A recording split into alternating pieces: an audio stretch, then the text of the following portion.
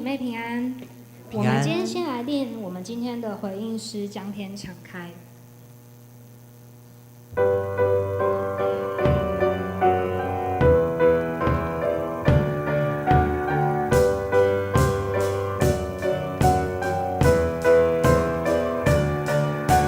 将天敞开，你的荣耀降下来；将天敞开，你的同在降下来；将天敞开，你的荣耀降下来。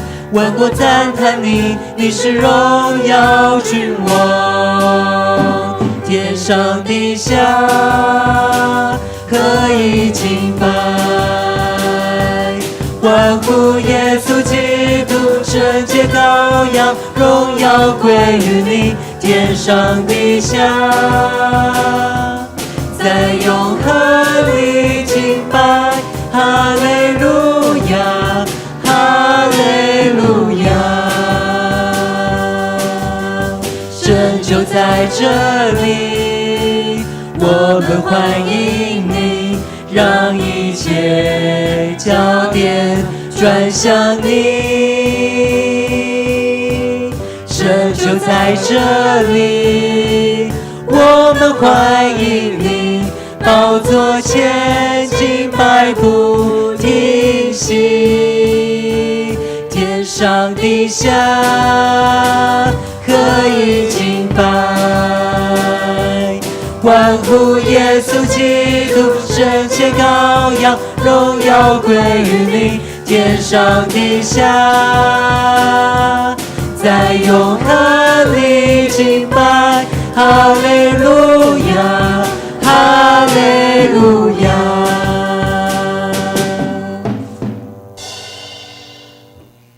地和其中所充满的，世界和住在其中的，都属耶和华。他把地建立在海上，把安定在大水之上。谁能登耶和华的山？谁能站在他的圣所？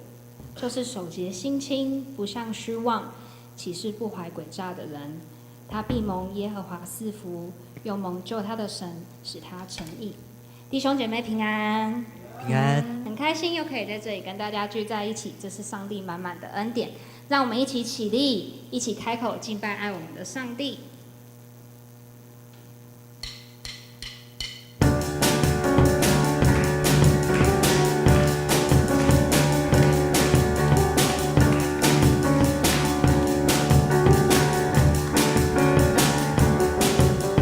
主赐给我不动摇的信心，海浪之中你伸出大手拉住我，求主治我心中所有的怀疑，旷野之中紧紧跟随，愿主握住。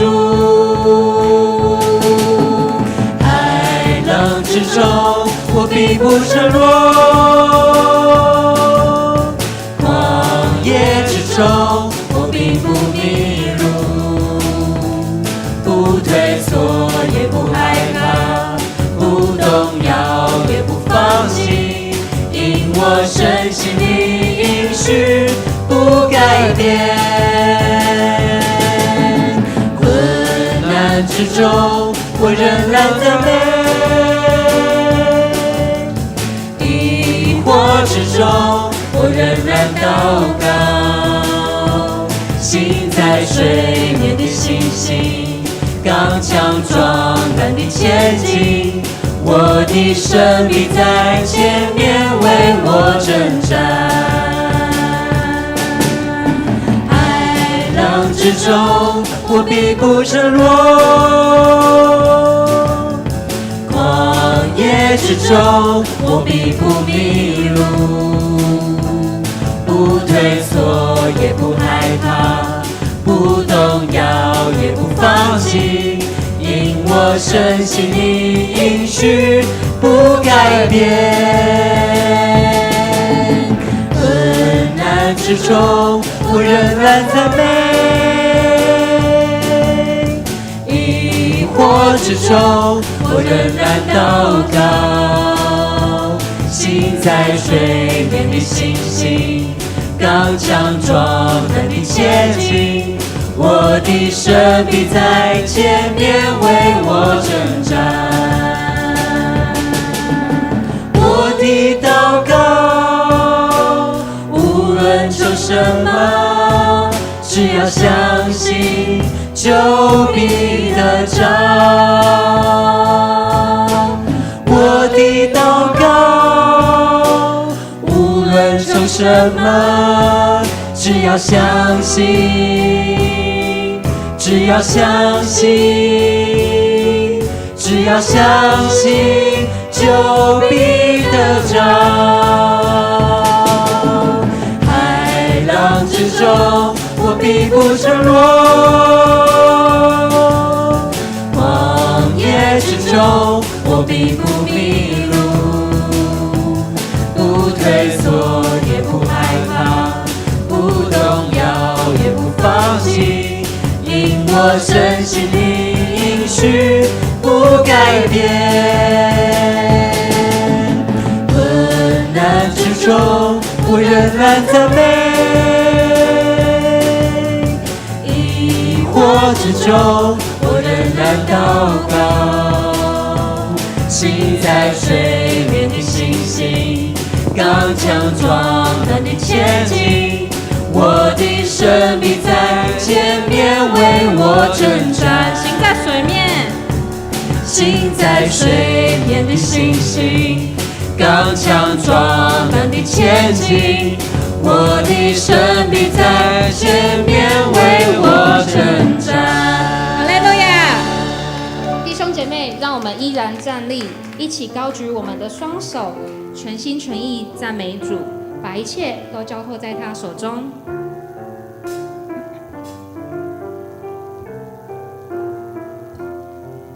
高举双手，高举双手，赞美你我主，全心全人都给你耶稣，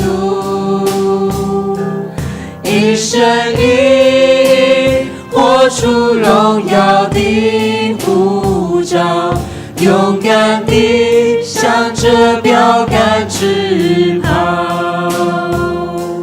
高举双手，赞美你我主，全心全人都给你耶稣，一生一意活出荣耀的呼召，勇敢地向着标杆直跑。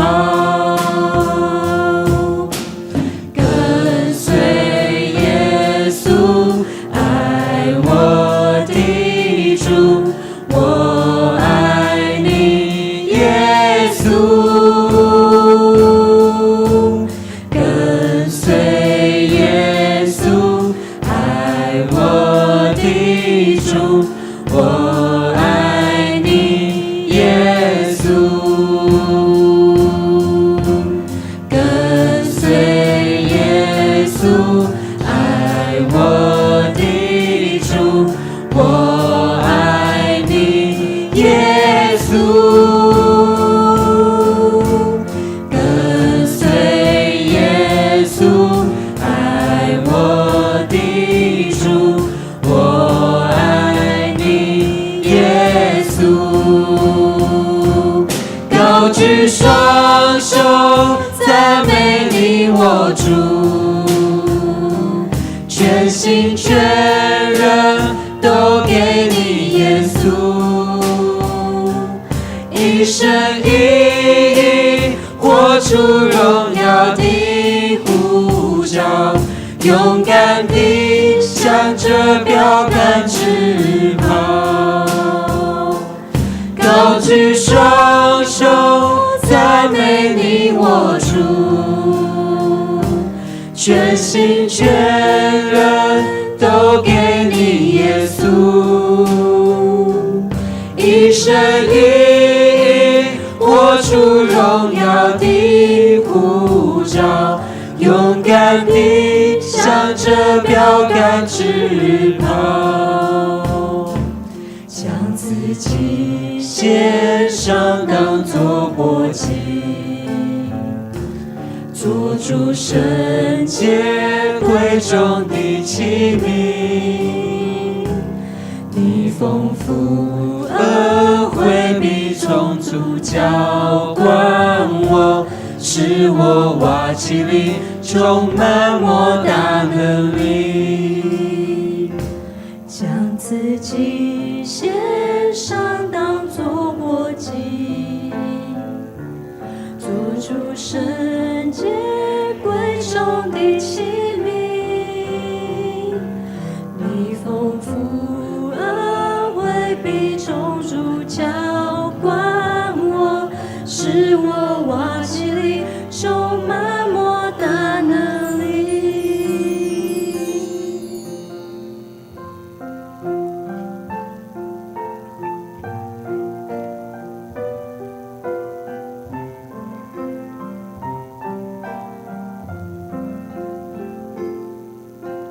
在你宝座前有一道生命水流，我们今前来谦卑等候领受。在你同在中有满足的喜乐，圣灵请你来自由运行这地。在你宝座前有一道生命水流，我们今前来谦卑等候领受。在你同在中有满足的喜乐，圣灵请你来自由运行这地。圣灵的江河流啊流，自由永流在这地。在我的里面，生命活水不停息。圣灵的江河，自由永流到无尽。我们欢迎你，圣灵，我们爱你。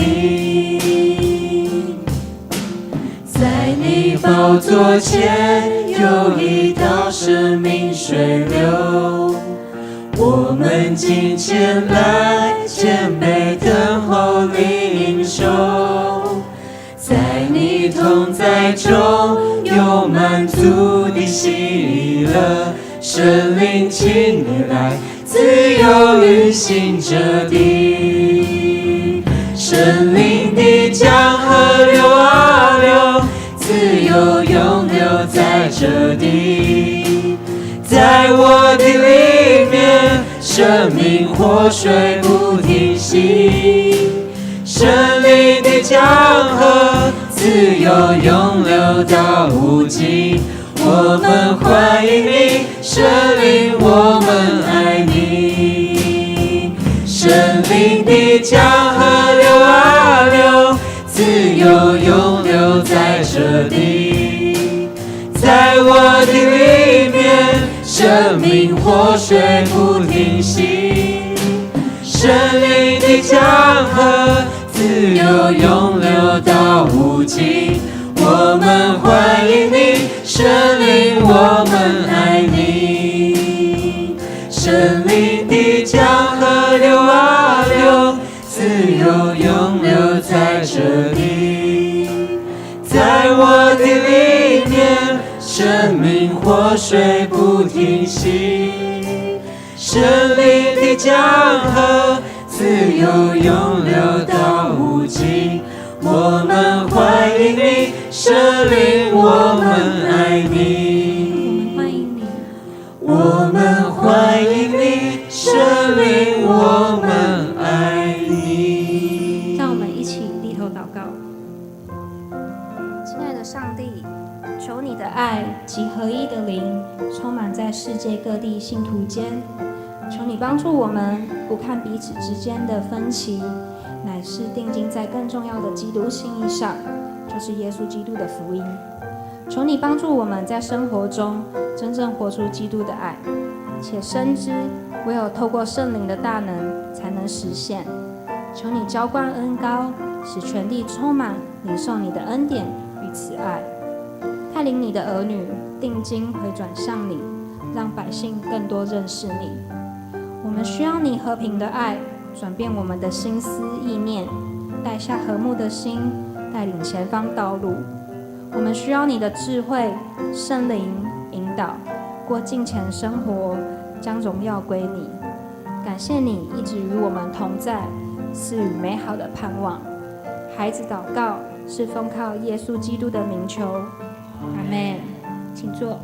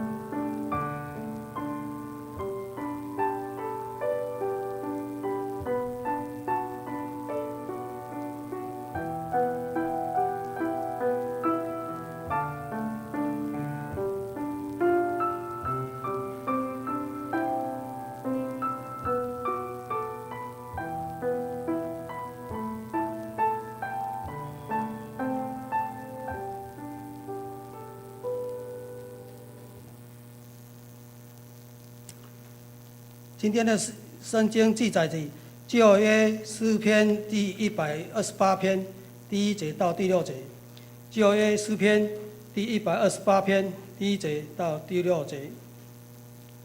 我来读，我们大家来看。第1节，凡敬畏耶和华、遵行他道的人，变为有福。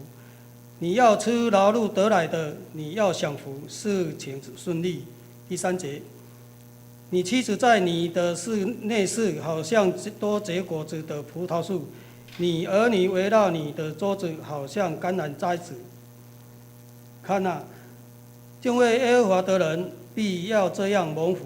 第5节，愿耶和华从锡安赐福给你，愿你一生一世看见耶路撒冷的好处，愿你看见你儿女的儿女，愿平安归于以色列。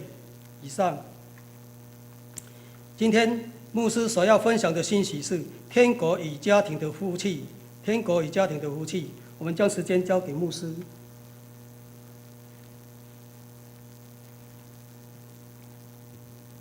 各位弟兄姐妹，大家平安。今天我们用天国与家庭的福气来跟大家分享，从诗篇的128篇，神的话语来与大家互相的勉励。请问在座的弟兄姐妹，您已经是结婚的，请举手。好，大概有一半。那有一半你还可能还没有成家立业还跟父母亲住在一起。不管你的家庭是处于哪一种的状态，在我们的家庭里面都有神与我们同在，求神来帮助我们。人是有上帝的形象，所以当神创造了宇宙万物最后创造了人类，所以我们人是蒙恩受祝福的。我们一起低头祷告。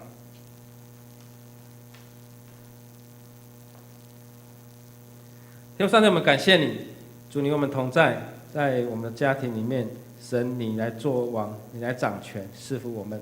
无论我们是小家庭，还是我们是隔代的家庭，还是我们是3代同堂的家庭，神你都以同样的祝福我们，祝福我们的兄长祝福我们的长辈，也祝福我们的下一代，在我们的家庭里面都蒙神恩典。祷告奉告主耶稣基督的圣名来求，阿们。人有上帝的形象，所以上帝创造宇宙万物之后，最后创造了就是人类。所以人之所以成为高等生物，是因为人是最后受造的。有没有人说我们人是从猴子演化来的？你相信这个进化论吗？其实这个进化论还是有一点存疑，就是说人怎么成为高等生物？那如果人从低等生物演化而来，那如果我们看到猴子，那我们就叫它是我们的阿公阿嬷，是我们的祖先。可是猴子既然它是灵长类，跟人一样，是可能是最接近人的所以人把它归类在灵长类。但是你知道吗？因为台湾的保育猕猴，所以造成现在猕猴四处的泛滥。据说有很多地方都遭受了猴灾，特别在高雄西子湾中山大学的学生因为长期的保护这些猕猴，那这些猕猴就下山，也不能够打它，因为它是保育类的。然后现在猕猴可以抢你的东西，而且它还知道说你的东西里面是装什么样的好东西，是可以吃的还是不能吃的有很多学生就是这样子东西都被抢了，甚至呢摩托车它也站着不放，所以你要牵个摩托车，它在那边在那边撒野，赶也赶不走。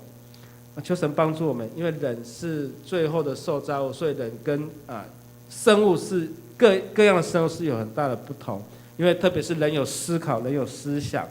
上帝最后造了人类，因为他用他自己的形象创造了人，所以在创世纪1章27到28节，神造了自己的形象造人那造人的时候是照着他自己的形象，造男又造女。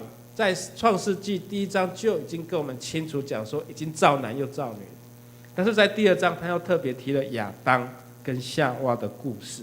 是在1章神就赐福人类了，因为造男造女，所以人有上帝的形象，人要生养遍满，然后要治理，这是神给我们的一项的功课。就是我们活着就是要生养众多，遍满地面，然后治理这地。所以人要生养，要遍满，要治理这个土地。人为什么有上帝的形象？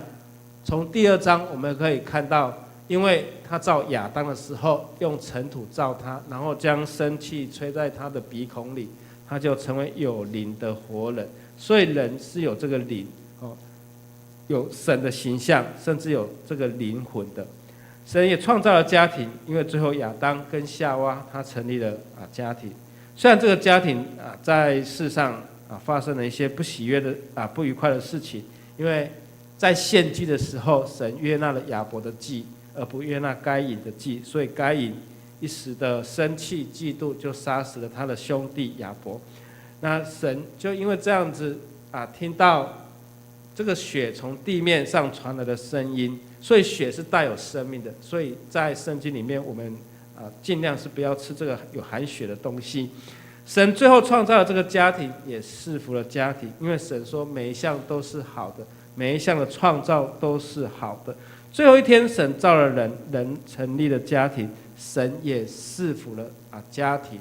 神藉由家庭来赐福人，因为这个人独居不好，所以神就为他找了一个配偶来帮助他。所以神也借着家庭来赐福人类。俄国的文学家托尔斯泰说，如果你在家里面找不到幸福，那你在世界任何的地方也找不到幸福。所以幸福的源头是来自于家庭，所以家庭是非常重要。家庭也是社会所组成最基本的一个单位。现在社会中许多家庭失和，你看到许多不幸的消息父子吵架，兄弟姐妹吵架，分裂，因为缺乏了爱。所以起初上帝造这个家庭的时候，他的心意是美好的，因为上帝每一项的创造都说这是好的。那为什么现在的社会这个家庭会沦落到这样的地步呢？因为罪使人跟上帝隔绝。因为在创造亚当跟夏娃之后，在伊甸园里面，这个蛇就是一个象征像魔鬼撒旦这样的狡猾灵巧这个蛇来引诱夏娃，他们就吃了分别善恶的树这个生命的果实，他们吃了，然后就这样子被神赶出了伊甸园，然后以至于神跟人之间隔绝了。所以这个家庭失和是撒旦的诡计，因为这个诡计呢进入到了人的心中。求神帮助我们，要防止恶者深入到我们的家庭，我们要极力保护我们的家庭，要爱我们的家。德蕾莎修女她获得诺贝尔和平奖的时候，有一位记者问她说，你对世界的和平你觉得当务之急该怎么做？世界的和平，他得到这个和平奖，然后又有记者问他说，你对世界和平你觉得当务之急最要紧要做的事情是什么呢？德蕾莎修女就说，先生请你赶快回去吧，做什么事情？赶快去爱你的家人吧。所以呢家对世界和平来讲很重要。所以说德蕾莎的意思就是说，做比说更重要，赶快去吧，说什么都没有用，你就回去爱你的家人。耶稣复活之后跟彼得的一段对话记载在约翰福音里面。耶稣问彼得说，你爱我吗？彼得说，爱呀，当然爱，我是最爱耶稣的。耶稣你无所不知，我最爱你的。耶稣再问他说，你爱我吗？彼得说，是啊，当然是啊，你知道的，主啊，你知道我最爱你的，我最爱的就是耶稣。可是耶稣想想，不对啊，我被出卖的那一个晚上，你3次不认我，所以耶稣3次问彼得，彼得都说 Yes, I do。可是呢，耶稣跟他讲了3个，赶快去喂养我的羊吧，把我的羊都把它喂饱，让他们吃饱吃好，让他们不要受寒，不要饥饿，不要受苦。耶稣跟他讲，彼得讲说，去喂养我的羊吧，连续讲了3次。彼得这时候就想起了他的事情。所以呢，做比说更重要。耶稣也是在跟彼得说，你去做吧，把这个羊喂养我的羊，把这个羊喂好。我把你这些弟子们，因为你是大弟子，你把这个另外的4个学生把他教好，把他带好，把他喂养好。所以彼得就这样子，在圣灵感动充满之后，他第一个起来分享福音，第一个起来宣讲福音。所以彼得也是一个充满传奇的人物。在天主教的传统里面，在罗马城陷落罗马城在尼禄皇帝他是一个精神有问题的人，他看到那个火他就格外的就会燃起一股这个火，他看到火就会莫名的兴奋，莫名的高兴，哇，这个人是有精神状态的，那他就叫人家去放火，把这个罪怪给基督徒。当时候很多罗马的基督徒为了要逃离罗马城望着城外来跑，来逃难，哇，整个罗马城陷入了一片的大火。彼得也是一样，要往城外来逃难，要保住生命。忽然他想起了耶稣的话说：“喂养我的羊。”他一想到说还有失落的基督徒，还有这些弟兄姐妹，他就一回头往城内跑，结果就被罗马士兵给抓起来。你这个是基督徒，是那个焚城烧城的凶手，就把他抓起来，要把他钉十字架的时候，彼得想说我不配，耶稣被钉十字架，那我只好倒钉十字架。这个就是彼得一生最后的传奇。所以说，做比说更重要。彼得想要说要喂养这些羊，就回去，然后就被抓了，就被倒钉十字架。求神帮助我们，天国其实离我们不远，天国其实离我们不会很远。我们先要把家庭看作是在世上的天国。如果在家庭能够成为天国，那我相信在世界各地的社会国家都一样。神的国其实不是眼睛所能看见的。在路加福音记载，有一位法利赛人来问耶稣说：神的国几时能够来到呢？上帝的国什么时候临到呢？耶稣回答说：神的国不是用眼睛所能看见的，人也不得说看了就在这里，看了就在那里，因为神的国就在你们的心里。其实上帝的国就在我们的心中，在我们的心里。所以天国是不能用眼睛来看见的，它是一个属灵的国度，就在神的信徒的百姓的里面，在我们每一个信徒的心里，其实就是 here and now， 这里跟现在你就可以遇见神，就是天国。在这里，这首诗歌是赞美之泉的一首诗歌，他讲到什么？他想要说，我相信什么？耶稣，你现在在哪里？在这里。我相信，喜乐江河在哪里？在这里。所以奇妙神迹要显明，荣耀要彰显，天上国度降临在哪里？在这里。所以这里就是天国。其实天国离我们不远。那我们回到我们今天做完礼拜，你要去哪里？你最后要回去哪里？是不是回家？不管你等一下去市场，还是你等一下去吃饭，还是等一下你去逛街，还是等一下你去哪里，晚上你还是要回家，对不对？那有人是出外工作，你还是要回到你那个窝，对不对？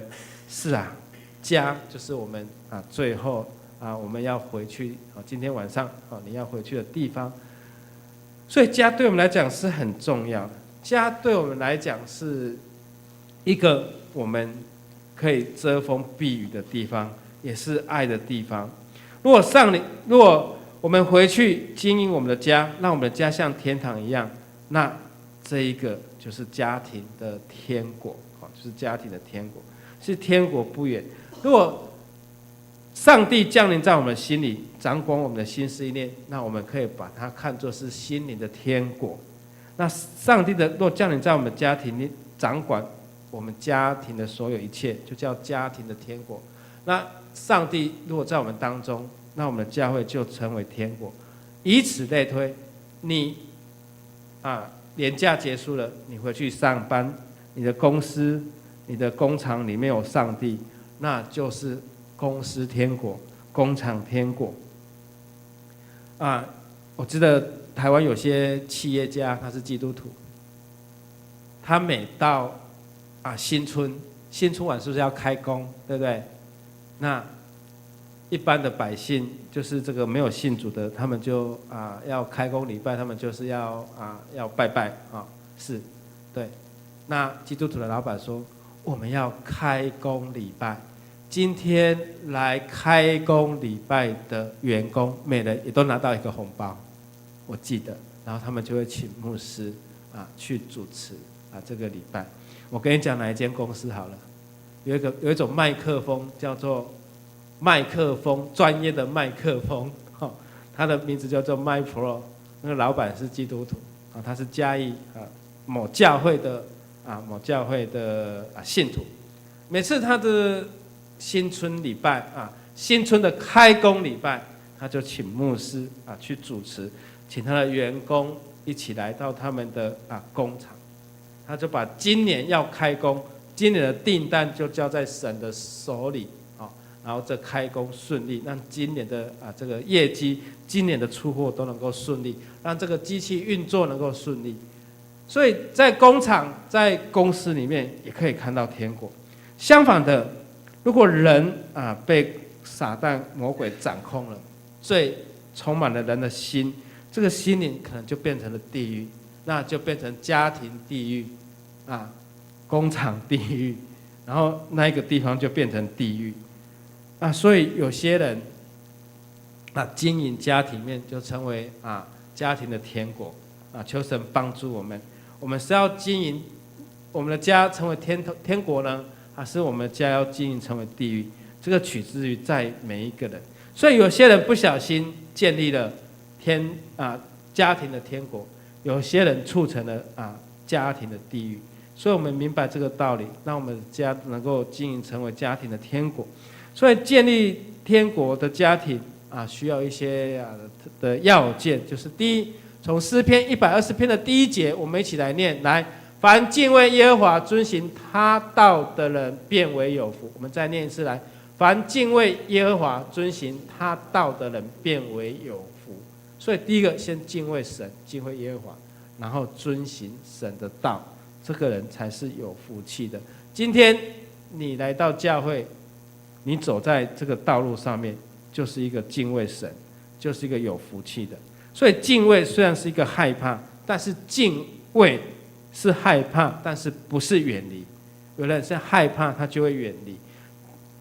敬畏变成尊敬，而且能够跟随。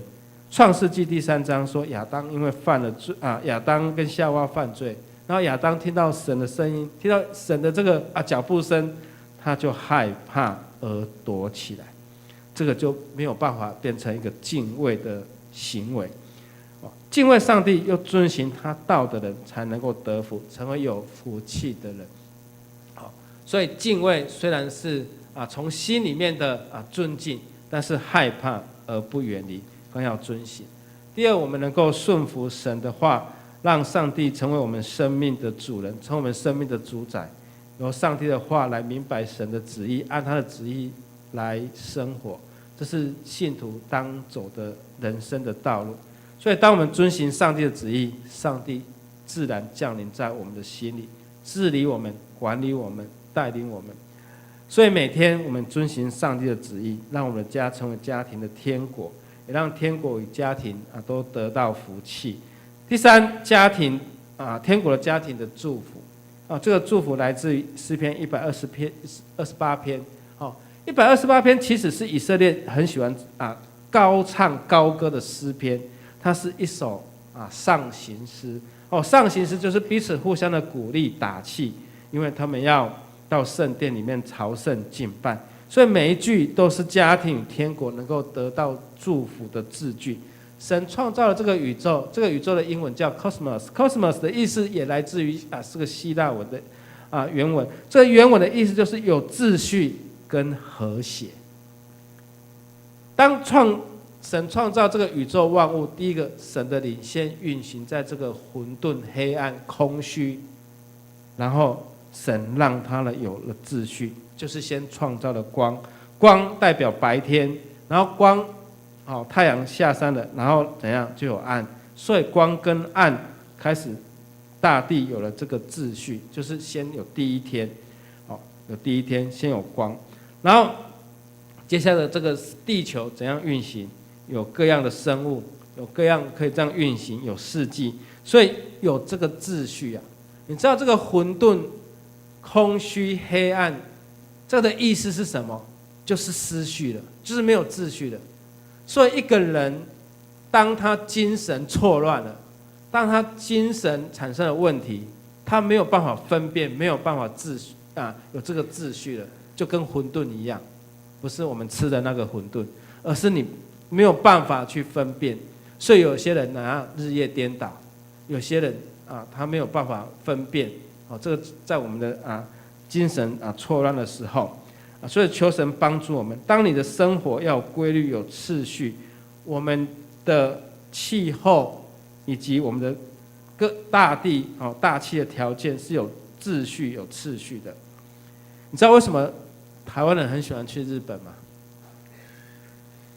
你知道疫情从去年渐渐的恢复之后，哇，就很多人就出国现在机场每次都是塞爆塞满的。台湾人还是很喜欢去日本哈。为什么喜欢去日本呢？为什么呢？我在想这个问题。因为你春天去有樱花可以看，秋天去有什么？有枫叶可以看，冬天去有怎样？有下雪，所以它是一个四季很分明的地方。听说夏天去会很热，对，没有错，就是它是一个四季很分明，有变化，所以你去了，觉得好像。我去这个地方它是赏樱花的，那我冬天一定要去北海道赏雪所以台湾人很喜欢去日本就是这样子。所以当上帝的灵运行，让这个混沌空虚有了秩序，有白天有黑夜，大地开始有这个秩序。从诗篇第128篇的第2节，我们一起来念来：你要吃劳碌得来的，你要享福事情能够顺利。所以工作是理所当然的，因为人犯罪，所以我们必须要靠这个土地辛苦流汗，才能够从这个土地得到我们能够饱食的3餐。所以要享福，要从你劳碌才能够得来事情的顺利。所以日夜交替，大地四季的运作，人得劳碌所得，这个是一个福气可以事事的亨通在这个里面，我们看到人可以从这个福气里面得到平安。当我们信耶稣、承认耶稣是救主的时候，其实我们的心中是最能够感受到的是平安，因为平安是上帝所赐，家庭也一样。128篇第3节，我们一起来念你妻子在你的内室，好像多结果子的葡萄树；你儿女围绕你的桌子，又像橄榄栽子。这个橄榄栽子就是橄榄树的树苗，这个树苗它要变成一棵橄榄树，它一定要让它的枝是很多的，不是只有一个树干而已，而是要很多的枝，很多的枝。这些枝长大之后，才能够在这个树枝上结出更多的橄榄，就是说它要很多的分支很多的分支。那橄榄的这个树苗，它就是要很多的这个分支，才是比较好的。以后变成好的橄榄树。那葡萄呢？你们有吃过葡萄吧？没有吃过葡萄的有没有？应该大家都有吃过葡萄，有买过葡萄吧？你去超市买葡萄，他有在卖3粒吗？没有，3粒是电视台他有卖5颗吗？你会跟老板说：“来，我买5颗葡萄。”不会。你是买一整串的，因为它是一整串卖的。所以葡萄树在犹太人在中东那个地方，它就是一个结实累累的意思，就是一整串的意思。一整串越大串结的果子越多所以葡萄跟橄榄通常在圣经里面出现，就是要成为一个祝福的代表。代表着丰盛，代表着丰收，代表着福气所以像橄榄树又像葡萄树一样结实累累。求神帮助我们，若我们住好的房子，如果我们是住地堡，有好的硬体，有好的设备，但是里面却是空虚，里面却住的人没有爱，也没有办法得到甜蜜。所以有好的房子，但是如果没有甜蜜的家庭，一样是没有办法能够让人事事亨通。所以重要的是住在里面的人，吃得好，住得好，也要怎样？能够平安，能够有爱哦。所以不管吃得再好，享受多么荣华富贵，这个家里面没有和平，没有和谐，没有爱，一样是没有用的。所以重要是里面的人有没有平安。米勒的不是我们教会的米勒哈，是法国的一个作家米勒。你或许有看过这一幅画，他的画的主题叫做晚岛。一对夫妻可能不是很富裕，他们就是很平凡的一对农夫。那这个农夫夫妇他们一天耕种完毕，可能也没有收什么丰富的收成但是呢，就是很平凡、很平淡、很平实、很淳朴的一个画面。他们听到远方的钟声教堂的钟声响起了，太阳快要下山了，一天的工作结束了。他们在这个时候挺着腰感谢神，因为今天平平安安的过了一天。所以我们看到这一幅画，觉得说一个家庭里面平安是最重要的，因为今天神赐给我们很平安。第二，我们亨通，所以心有平安，凡事才会亨通。心灵成为天国，生活才能够得着天国。如果一天一早起来，你们夫妻大吵一架，然后你们都各自去上班了，或许有的还没结婚，那你跟你女朋友也大吵一架了，你们都去上课，你们都去工作，夫妻吵架了，然后都去工作，你想那一天会顺利吗？你心情可能会有一些干戈有一些气在气头上，你的心里面可能还有一些抱怨，对不对？但是圣经跟我们讲，不能够含怒到什么？含怒到日落那一天孩子一早起来可能不乖，然后被骂，然后这个孩子就去上课，你觉得这个孩子会认真上课吗？所以每一件事情可能都会遇到不顺利的时候，就是因为家里面有一些不愉快、不和谐的时候。所以求神帮助我们，我们要能够亨通的话，就是从敬畏神开始，从敬畏神开始。所以当每件事都不顺利，一样相同的，我们要立志让我们的家成为像天国一般的家庭，才能够事事亨通顺利。那个只是牧师举个例子那我们一起来念，我们一起来念第4节来看敬畏耶和华的人必要这样蒙福。所以在平安在亨通里面能够得到兴盛，就从这样子来得到福气，成为蒙福的人。第3这个福气是兴盛，从第5节到第6节。第5节到第6节跟我们讲说，你看你的儿女的儿女，哇，这个就已经做到爷爷了爷爷奶爷爷跟做到那个祖父了祖父祖母了，看到儿女的儿女，愿平安归给以色列。这个锡安呢，是指耶路撒冷的城。在这个现在这个锡安是指教会教会承接这个锡安的使命。家庭若是世界和平的关键，那教会更是这个家庭能不能够直接兴盛的很重要的一个关系点。天国的领导，教会也要有所贡献。所以从第5节到第6节，就是说将耶和华能够从锡安赐福给你，所以耶和华也从这个教会里面赐福给你。愿你一生一世看见耶路撒冷的好处，看见你儿女的儿女，愿平安归给以色列。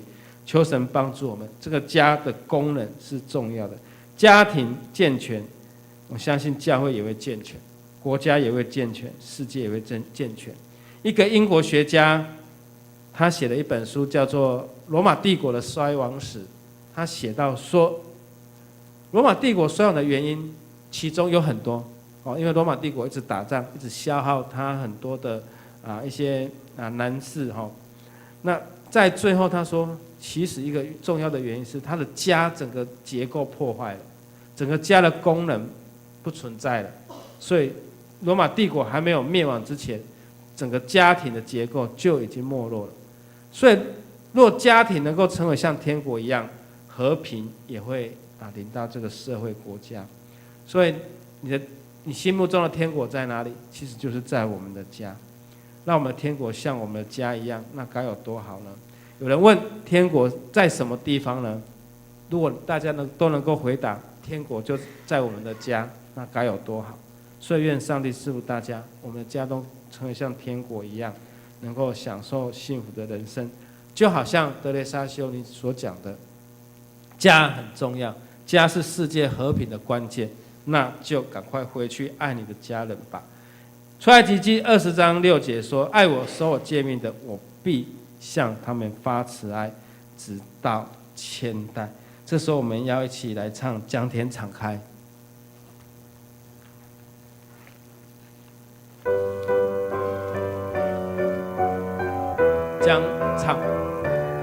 神将他的恩典敞开降临在我们当中。我们一起起立，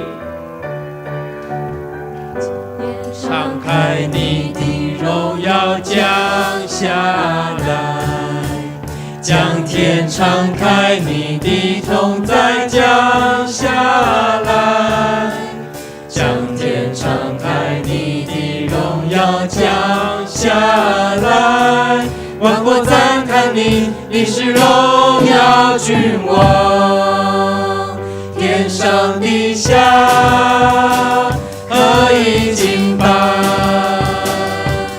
欢呼耶稣基督，圣洁羔羊，荣耀归于你，天上地下在永恒里敬拜，哈利路亚，哈利路亚，神就在这里，我们欢迎你，让一切焦点转向你，神就在这里，我们欢迎你，宝座前敬拜不停息，将天敞开，你的荣耀降下来，将天敞开，你的同在降下来，将天敞开，你的荣耀降下来，万国赞叹你，你是荣耀君王，天上地下何以敬拜，欢呼耶稣基督，圣洁羔羊，荣耀归于你，天上地下在永恒里敬拜，哈利路亚，哈利路亚。我们一起来祷告。主耶稣，我们谢谢你，将你的福气从天敞开，赐福在我们每一个人当中，让我们每一个人抓住神你的恩典跟赐福，在我们家里面能够有你的爱与我们同在，有你的爱来扶持，因为神你掌权，让我们来敬畏神，敬畏主，那我们就能够成为蒙神你恩典得着事事亨通，能够成为平安丰盛的人。求神帮助我们的家庭，因为这个天国是我们人眼睛所看不到的，而就在我们的心中。当我们的心中有神你的爱，有主你的爱，那我们的家里面也有主你的爱。求神帮助我们，让我们的家像天国一样，都能够成为你所要赐福，成为一个福气的管道。主，谢谢你，祷告奉靠耶稣基督的圣名来求，阿们。请坐。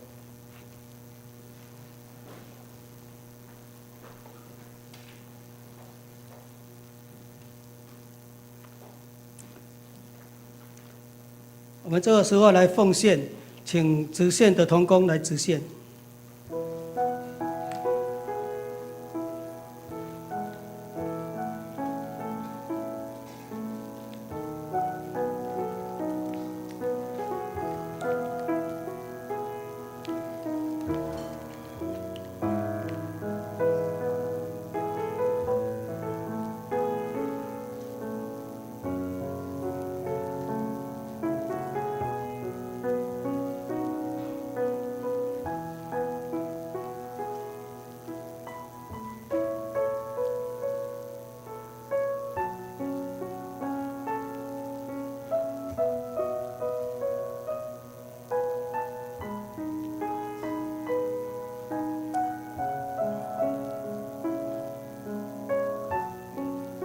我们一同起立来唱《一生爱你》。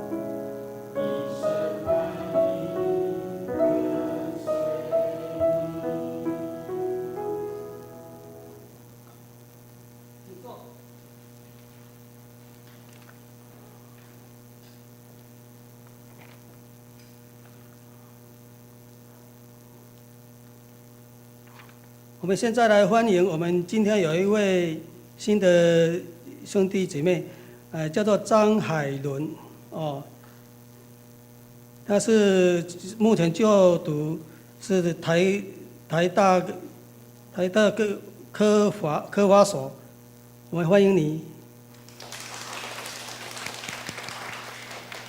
我希望你常常来我们这位来聚会，好，欢迎你。这时候我来做报告。我们翻开我们的周报的内页，教会的消息。第一，教会在第4期的洗礼是预计在8月4号来举行，预受洗或者是坚信礼的，请可以向干事来报名。报名的日子是6月16日，截止。以后才以例安排后续的学道班的课程。在本教会聚会已久的，也已经受洗的，欢迎申请将会籍迁入本会。若是长老教会以外的会友，请以信仰告别，加入本会。第三，6月16日下个礼拜日。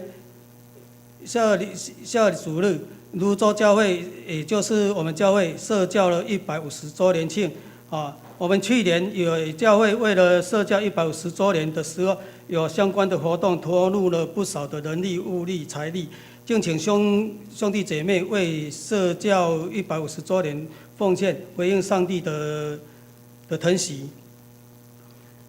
第四，6月22号上午礼拜六上午9点。周建宇执事为次子周志毅与陈怡安小姐在教会举行结婚感恩礼拜，敬邀大家来观礼，恭喜他们了。愿主赐福。当天中午的喜宴设在新庄的典华餐厅。第五，今年的暑假教会有开设了英文与音乐收费的课程，详情我们以及内容。欢迎向我们2位，我们的陈牧师与林牧师来报名。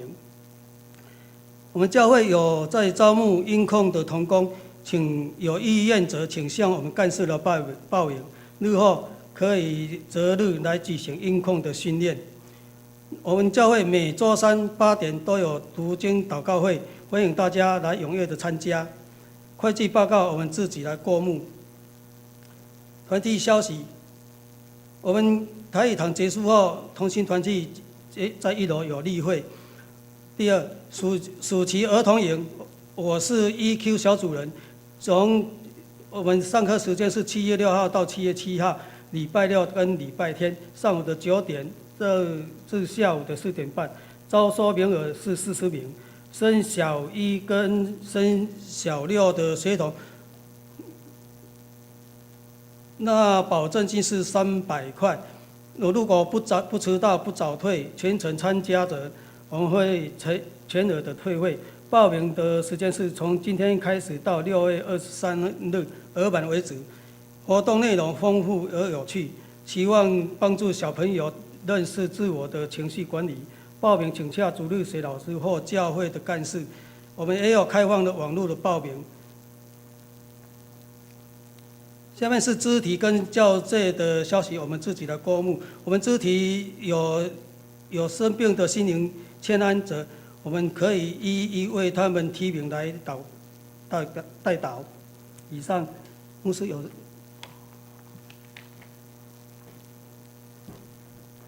周报里面讲的那个英文跟音乐课程是针对小朋友。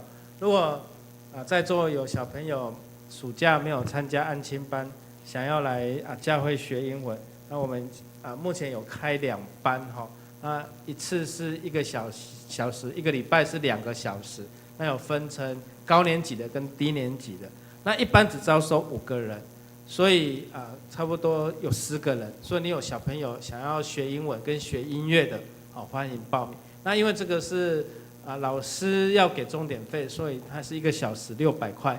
但是呢，就是参加的小朋友平均分摊，就是譬如说600块是5个人，那1节课他只要付120，每一个人是120。那如果他只有3个人，那1个小时他就是要付200块。好，那我们就是一堂课这样子，那就是一整个月来收费。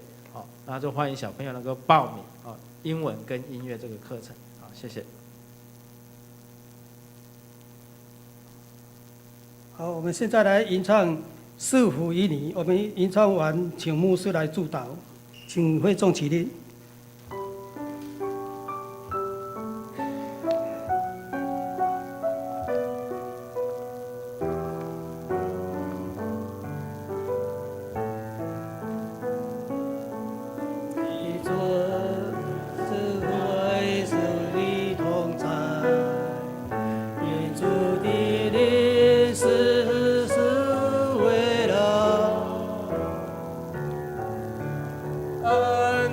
降下，赐福于你，平安喜乐，天天充满你。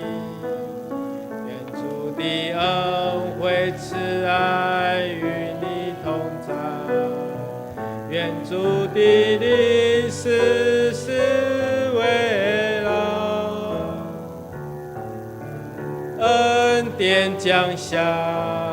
赐福于你，平安喜乐，天天充满你。赐福于你，赐福于你，平安喜乐，天天充满你。赐福于你，赐福于你。平安喜乐，天天充满你。我们一起来领受天父的赐福。愿主耶稣基督的恩惠、天父上帝的慈爱、圣灵的感动，常与你们同在，从今时直到永永远远。阿们。请坐，默祷闭会。